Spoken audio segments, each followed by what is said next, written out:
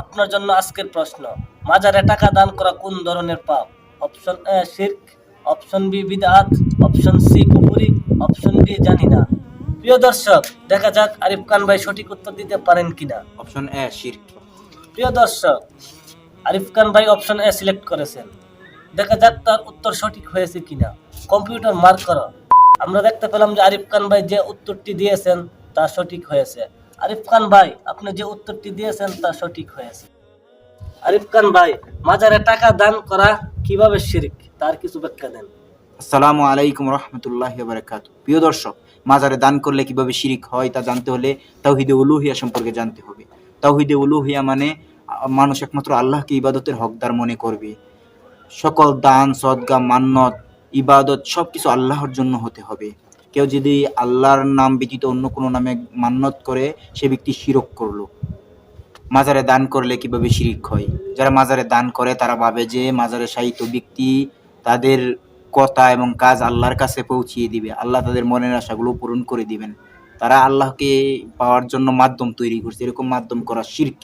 আর মহানবী সাল্লাল্লাহু আলাইহি সাল্লাম বলেছেন, সমস্ত উঁচু কবর ভেঙে মাটির সমান করে দাও।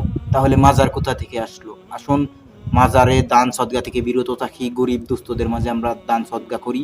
মাজারে দান করা শিরক। যে ব্যক্তি শিরক করলো তার সকল আমল বরবাদ হয়ে গেল। যে ব্যক্তি মাজারে একটা টাকা দান করে মৃত্যুবরণ করলো, সে ব্যক্তি জাহান্নামে প্রবেশ করবে। তওবা ব্যতীত যদি মৃত্যুবরণ করে, সে চিরস্থায়ী জাহান্নামী হবে। আসুন মাজারে দান সদকা করা থেকে বিরত থাকি। একমাত্র মান্নত যদি করতে হয়, একমাত্র আল্লাহর জন্য করতে হবে। আল্লাহ ছাড়া অন্য কারো নামে মান্নত করা শিরক। মহান আল্লাহ তাআলা সূরা লুকমানের 13 নম্বর আয়াতে বলেন, ইন্নাশ শিরকা লা যুলমান আযীম। নিশ্চয় শিরক সবচেয়ে বড় জুলুম। আসুন মাজারে দান করা থেকে বিরত থাকি। মাজার বলতে কোনো কিছুই নাই। রাসূল আকরাম সাল্লাল্লাহু আলাইহি সাল্লাম বলেছেন, সমস্ত উঁচু কবর ভেঙে মাটির সমান করে দাও। তাহলে মাজার কোথা থেকে আসলো? যদি মাজারে দান জায়েজ হতো, তাহলে নবী করিম সাল্লাল্লাহু আলাইহি সাল্লামের কবরে টাকার স্তূপ পড়ে যেত, স্বর্ণ রূপার স্তূপ পড়ে যেত।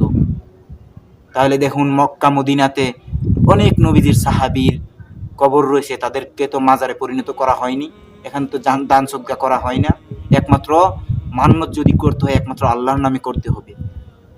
গরিব দুস্থদের মাঝে সদকা করবেন, দান করবেন একমাত্র আল্লাহর জন্য। আর যদি আপনি মাজারে দান করেন, একটা টাকা দান করে মৃত্যুবরণ করে, তাহলে চিরস্থায়ী জাহান্নামী হতে হবে যদি তওবা করে মৃত্যুবরণ না করেন। আসুন আমরা মাজারে দান সদকা করা হতে বিরত থাকি। মাজারে দান করলে আপনার সকল আমল বরবাদ হয়ে যাবে। এজন্য মাজারে দান সদকা করা থেকে বিরত থাকতে হবে।